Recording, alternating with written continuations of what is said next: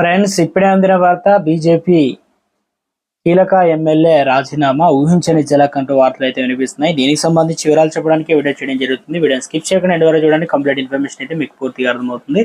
చాలా మంది చూస్తున్నారు కానీ సబ్స్క్రైబ్ మర్చిపోతున్నారండి. దయచేసి ఈ ఛానల్ సబ్స్క్రైబ్ చేసుకొని బెల్ ఐకాన్ ఆల్ పై ట్యాప్ చేయండి. ఇటువంటి ఇంపార్టెంట్ ఇన్ఫర్మేషన్ మిస్ అవ్వకుండా మీ ఫోన్ నోటిఫికేషన్ రూపంలో వస్తుంది. చాలా మంది చూస్తున్నారు కానీ లైక్ చేయాలని, దయచేసి లైక్ చేయండి. ఇన్ఫర్మేషన్ అందరూ రీచ్ చేసిన వారు.